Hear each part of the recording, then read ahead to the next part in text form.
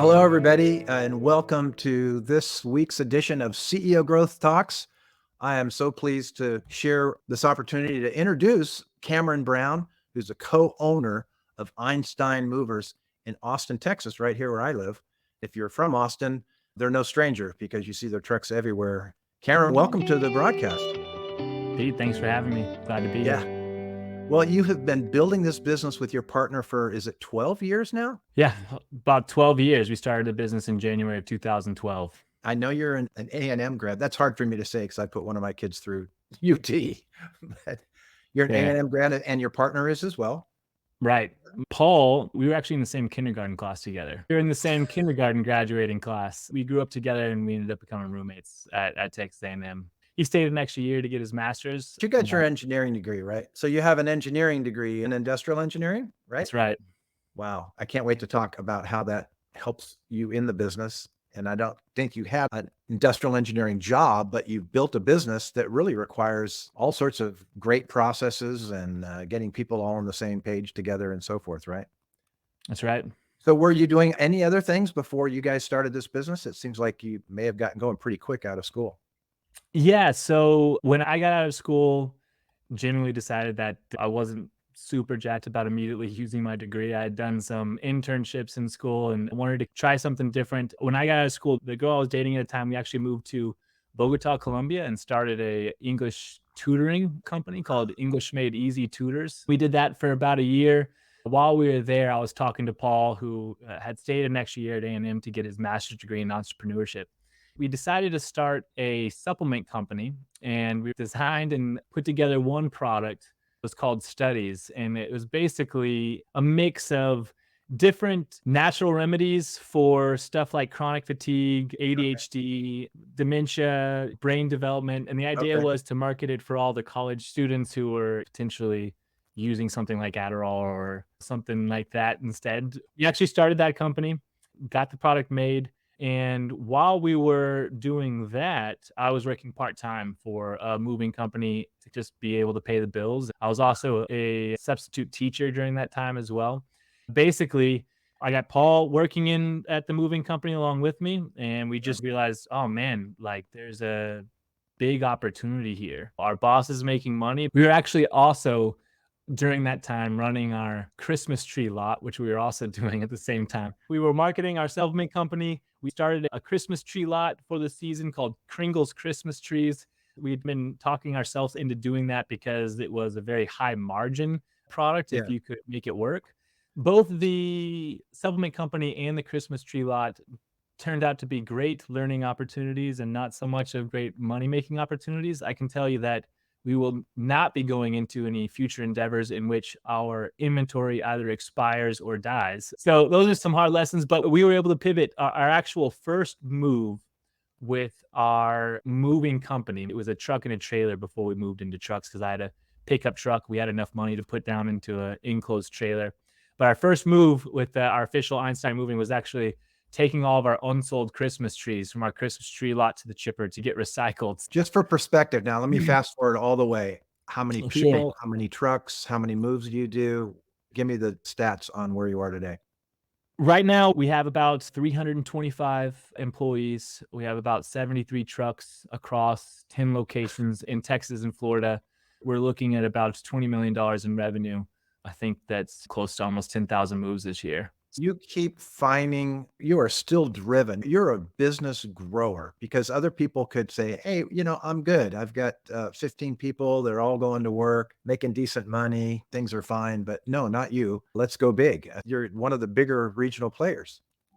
We have worked our way into becoming one of the bigger players in Texas. Paul and I are both not one to just sit back. We're anxious people anyway. What's the next step? Where can we go? And I also think we also got extremely lucky to have started a moving company in Texas, which has 4 of the 20 fastest growing cities in America over the last 10 years. Are you doing mostly interstate moves or are you helping people come in from out of state? Because that's what people think of in terms of influx, right?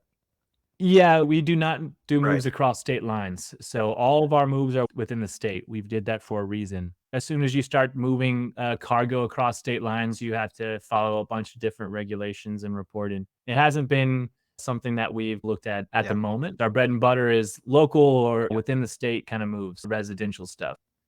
So from the outside, you can Google movers in Austin or whatever, and you guys own the organic spot. But it doesn't seem like there's any shortage of moving companies. Yet you got in because you saw that maybe it wasn't being run as well, and you thought maybe money's being left on the table. What really pulled you in? You started that conversation when you were working in a moving company. Well, sure. Yeah, there's kind of two things that put us in. One, capital required to get a moving company started is not heavy, right? It's a Mm. lot of sweat equity at the beginning. For us, especially, I had a pickup truck. Like I said, we had, a couple $1,000 just scraped together to put a down payment on an enclosed trailer. You need some moving blankets and some shrink wrap and some dollies. But outside of that, you just need a strong back and a little bit of work ethic to put some moves together. That was part of it, right? Is that we could get ourselves into the market. But if we hadn't been working for another mover and understood the opportunities to bring technology, to bring a higher level of customer service, the industry itself has gotten a lot better over the last 12 years. But especially when we were first getting started, it was pretty antiquated. If you were to look at even some of the larger regional players and national players' websites, you would think those were built in the 1980s, and you might fax your quote over or something silly like that, right? We saw the opportunity to bring some technology, bring some fresh perspective to the industry, but also the industry was also known for just being terrible at customer service, and like it had such a terrible reputation, especially 12 years ago. Even now today, oh, you're looking at moving, the traditional mover in someone's head isn't as clean cut, well mannered. There's anxiety that comes with the process of moving. These companies that were present or around that we saw operating just weren't doing a good job at easing those anxieties. It was obvious to us as movers at a small player company and recognizing how our boss is operating. Some of this stuff seems kind of shady. Some of this stuff seems like it could be operated a little bit more efficiently. We saw a gap and we figured we could go after it. So now you excel in those gap areas before. How do you get the insight to innovate in things like customer service areas? How do you stay close to that?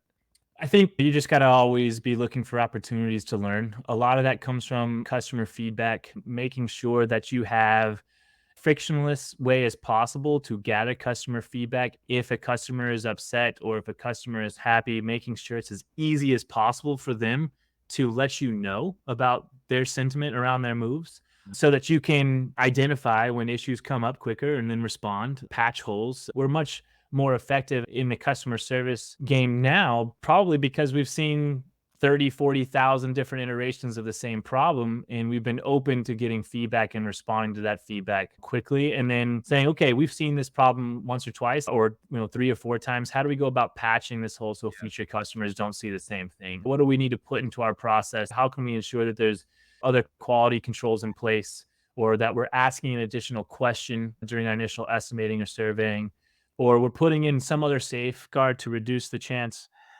Most of the time, the customer dissatisfaction comes from a gap between customers' expectations and the reality from which we can provide. I think that the biggest thing that we've learned is making sure that that gap between their expectation and our reality is as small as possible. We try to be very upfront with what they should expecting, what they should be paying, what the process of the move will be, when and how they'll hear from us, so that what will actually happen on move day is a representation of what they've already been told is what happened. It's usually when they have expectations because we haven't done a good enough job filling in, preemptively getting ahead of their questions or making sure that they have all the information that they need. That's usually, at least at the beginning, where we found the biggest opportunities to improve our customer service experience. Okay. Nowadays, it's just being very quick and reactive when we see something. So that's part of it. And then the other part is just learning what you can from Yeah. other business owners in books, podcasts, stuff like you, just being open to, you know, Are there certain books that have been your go-to that you got the biggest light bulbs going off? sure, yeah. I probably have 3 or 4 books that have done a ton for me, setting the foundation in a few different areas. One really good book from a customer service experience, if you want inspiration, that I read recently, is called Unreasonable Hospitality. I think the author's name is Will Guidara. He owned what was once the highest rated restaurant in the world in New Yeah. York City for a while. He has a whole book about how he created the culture to deliver these exceptional customer service experiences that kind of go Yeah. above and beyond. That's what makes moving so fun to be in, is that there's literally thousands of touch points in a move, and you're dealing with very sentimental, high value things. And so your opportunities to provide customer service experiences that go above and beyond are so many. We have so many touch points where we can excel at. Yeah, so I can see you figuring this out and getting whooped up and reading your books and you and Paul getting together. How do you get the whole organization fired up to deliver great? Because that's your reputation. You guys are in a different plane. Seems like your people are all behind the mission. And how have you done that? Sure. I think right from the bat, we've had a pretty high expectations for ourselves. And it was just Paul and I, because it was just Paul and I for the first 18 months before we hired our first mover to work alongside of us. And then it's probably another 6 months from that before we hired our first manager. But we know we've always started out with this 5-star reputation. So as soon as we open up that second branch, we got to be 5-star. And then the third branch. And now we're in that 7th, 8th, 9th, 10th branch. You better not be the branch that's not able to elevate yourself up to that. But I think another part of that is just regular reporting. We're gathering our net promoter score as frequently as possible, constantly surveying, getting in touch with past customers, constantly making sure that we have some benchmarks, and that if we start to see a little bit of a drop in customer sentiment, that we're able to be proactive in getting ahead of that and making sure that we're having the conversations that we need to have. If we see any patterns arising with any individual mover or any individual manager, that we're getting ahead of that, or we're getting that coaching in place. I think for the most part, this is how it's always been, is that we're at this level of customer service, and that we win the best of awards, and that we are the highest ranked competitor in the market. I think it's almost a peer pressure thing. Everyone wants to fit in. Expectation, it starts with that. So you've set the bar high and you want to Right. keep it high, and everybody knows that. But the fact that you're measuring and you're communicating the measurement and you're making changes from the measurements and you're responding to the measurements timely, it's more than just expectation. You're describing a whole system. Yeah, absolutely. Obviously, our customer service experience is made up of so many other aspects. It's how well our initial estimating phone call went, how well our movers were at introducing themselves and interfacing with kids and dogs, and how well they were at prepping their furniture and communicating the things. If a damage happens, how well is our damage claim team able to resolve those? How quickly can we handle that? You want data at all those different touch points because those are all things you can adjust. Right. And so that's been something that we've gotten much better at over the years, is identifying what the associated behaviors and kind of key performance indicators and objectives we want each of these departments, and what our movers and our customer experience team and our damage claims team and our estimating team, here's all the things that we need you to excel at in order to deliver this customer experience. Let's report on these things regularly. Let's make sure we have benchmarks in place, that you have a clear understanding of what you need to do in your job, what behaviors we need from you to be successful. Ultimately, as soon as you come on board, you need to understand the rules of the game. You need to understand how to score in your position. And I need to be able to show you the scoreboard as often as possible and help make sure that you're getting the coaching that you need to accomplish the goals and objectives and behaviors that we've But made. you just laid this out as athletic metaphor. The rules of the Sure. game, Yeah. how to score, you're going to have a scoreboard and you're going to be coached. Is that the nomenclature you use then? Sure, I use sports metaphors all the time because we're 90% guys in a moving company. We've been really lucky to increase the percentage of females on the team over the last couple of years. Everyone can get behind a sports analogy, but bottom line is, professionals like professional baseball players, they see their stats. They get their updated stats after every practice, after every game. They know exactly how well they did across all aspects of that. And when they get that kind of feedback, they can react more quickly.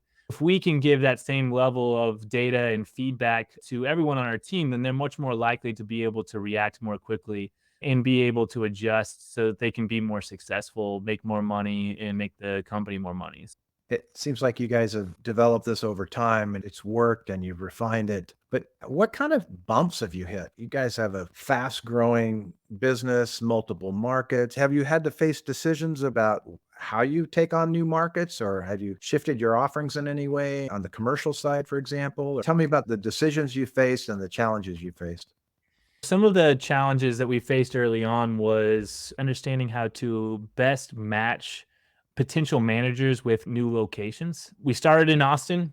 It took us a long time to talk one of our managers out of moving out of Austin to go start up another location. When we originally actually tried to start up our Dallas location, our first location outside of Austin, we actually hired outside of the company. That turned out to be a mistake because there just wasn't enough institutional knowledge, cultural knowledge. We place such an emphasis on our culture. When you are trying to develop a branch from the ground up, hiring your first few employees, if you don't have that already built in, it's so much more difficult to readjust later. So that was part of it. Understanding how we then have had situations where we've sent managers to go open up a new location without them actually having any manager experience with us prior. Like, hey, you were a great mover. I see you're moving out to Phoenix. Let's go ahead and give that a try. Ultimately, that was a learning decision for us. Like, hey, we need to get you some in office experience. The way you operate as a mover may be much different than the way that you operate as a manager, and even more different than how you might operate as a manager who's put on an island by themselves in a new market. How to manage the leadership development pipeline that we have, making sure that we have a strong bench in our current areas so that we're not slowed down in our growth, because ultimately there's lots of markets we love to get to with the appropriate demographics that are growing appropriately, but it's mostly finding the right person to be in the driver's seat in that location. That's usually the biggest hindrance. Is how can we find someone who's excited to uproot themselves, move into a market, and do the hard work of developing themselves in a market? That's been a big learning process for us. I think a lot of what we've done over the last few years at being much better about setting our objectives and setting our goals, and much more frequent feedback around our metrics and our performance data has allowed us to better understand who our top performers are at multiple different levels, but also better understand how we can course correct new managers more quickly. So that was big for us. COVID was obviously a huge thing for any business owner. Lots to learn there. We got much better at disseminating communication company wide more quickly during COVID, utilizing the appropriate channels to make sure announcements and initiatives get moved out quickly across 10 locations and then moved all the way down to the mover level. One of the biggest obstacles we run into was up until last year, and this sounds crazy actually saying it, but we weren't really fiscally educated in terms of our financial savviness.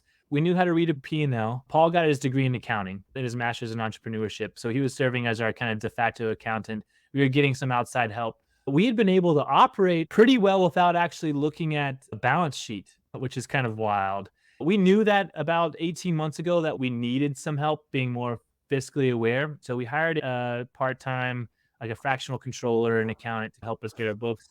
And about 8 months ago, she put it on our radar that we were maybe about 3 months away from running out of cash, which was like, whoa, what do you mean we're running out of cash? Our revenue has been growing. Our net income is higher. 2020, our revenue had kind of stalled a little bit because of COVID. 2021, 2022, expenses were through the roof. So our net margin had dropped with fuel high and packing supplies high, and all costs were starting to come down.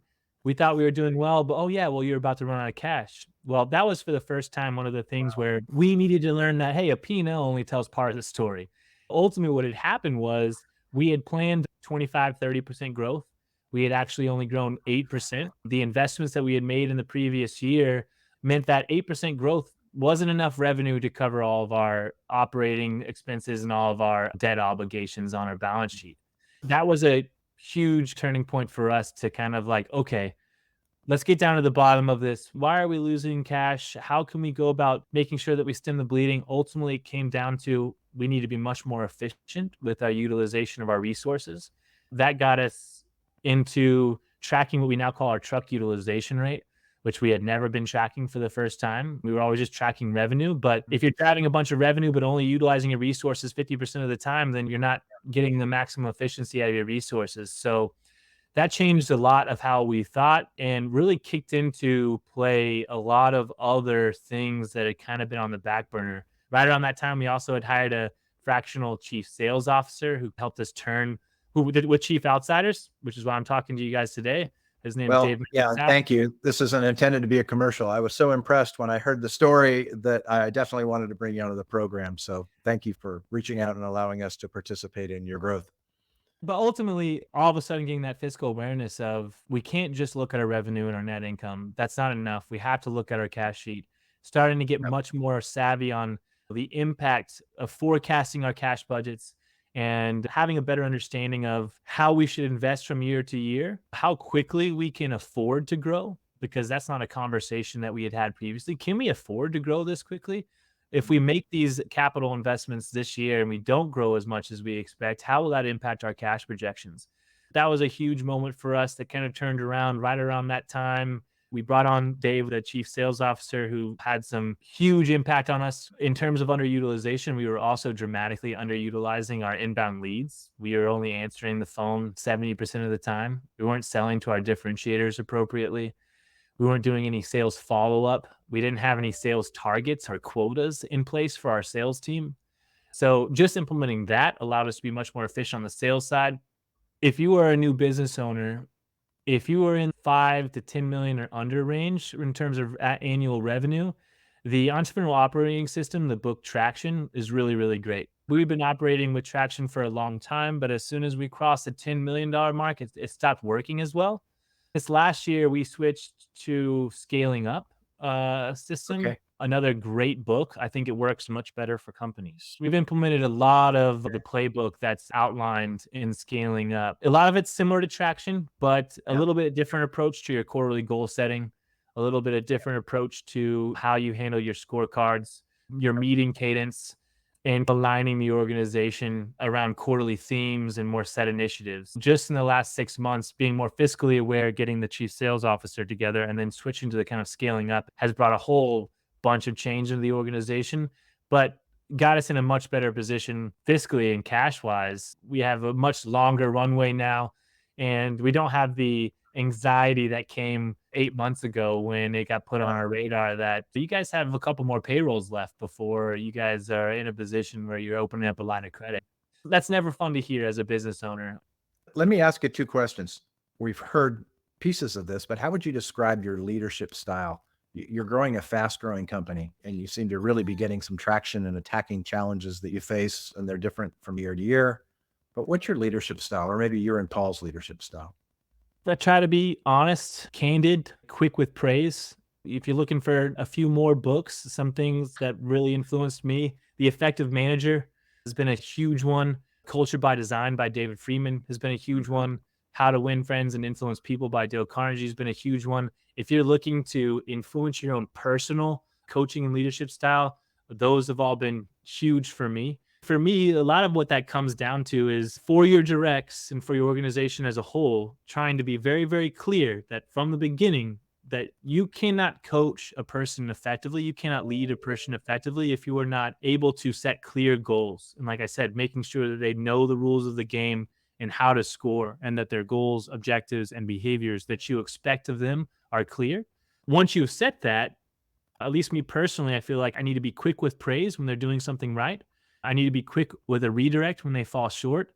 When I issue redirects, I'm not focusing too much on the past. I'm never focusing on their intention. That's been a Okay. huge shifter for me. Everyone's intentions are always good. I don't want to get into a conversation about your intention. I'm more talking about the results and what we can do in the future. I think that part, making sure you set clear, super crystal clear objectives, make sure they understand exactly how to play the game and how to score and how they can be most effective in their role. Then you give them constant feedback. Like that professional baseball player, they're going to get constant feedback. They're going to run thousands of double plays in the off Yeah. season, in spring camp, and they're going to get feedback on all of those. And that's how they get better. An analogy we sometimes use is if you're a manager who's not giving quick praise and quick redirects, and it's like bowling, but when you can't see the pins fall down, you can't see the Yeah. results of your efforts. Even worse, if you're never giving praise, if you're the kind of boss who only gives a redirect when someone's doing something wrong, then it's basically bowling, but your boss only ever telling you like how many pins you missed. In order to be an effective leader, in my opinion, you need to be able to influence behavior, right? That's ultimately becoming a coach. In my perspective, the best way to influence behavior is by giving positive feedback as close to the action as possible. Yeah. As soon as they do something good, or even if they get something halfway right, making sure they see some positive feedback from that. Sometimes that's comp, sometimes that's additional benefits, sometimes that's a good review. But oftentimes, as a leader, that's just got to come down to you picking up the phone and taking 30 seconds to let Yeah. them know, hey, this was your goal. You did a great job in achieving this goal. When you do this, here's the kind of success that it brings to the organization and to yourself. Great job. Keep it up. I think that for me, that's my personal leadership style. Well, we're just about out of time. In just a few sentences, what's your advice to other CEOs, other entrepreneurs right now in this economy, in this market? What are just the couple of things that you would advise them to take a look at? Sure. If you're getting started, I think finding your differentiators early and making it super clear what those differentiators are. If you're going to enter a new market, making it very clear to potential clients why you are different so that you can sell those differentiators and be consistent with your service. Like I mentioned earlier, making sure your expectations that you set are very consistent with the reality that you can provide. If you're getting started, understanding that being patient is such a big part of being a business owner. So much of us are overly optimistic, overly anxious, constantly want results now, and that's great to have, but you have to remind yourself that this kind of Yeah. stuff takes time. Lastly, if you haven't already identified the set of core values and core behaviors that defines what makes you successful as a company, what makes each individual position in your organization successful, then you need to define those. And you need to get those very clear out. You need to push all of your coaching through the lens of that core values to remind your team on a daily basis the expectations and making it sure it's part of their daily habits. Other than that, read the books I mentioned Yeah. and make learning part of your every day, every week to-do list. Cameron, you've provided all sorts of context and advice. Congratulations on the work in progress with a fast growing, awesome business, both to you and Paul. And I'm just so glad you joined us today. Thank you, Cameron. And we'll see everybody else in our next episode of CEO Growth Talks. Take care. Thanks, Pete.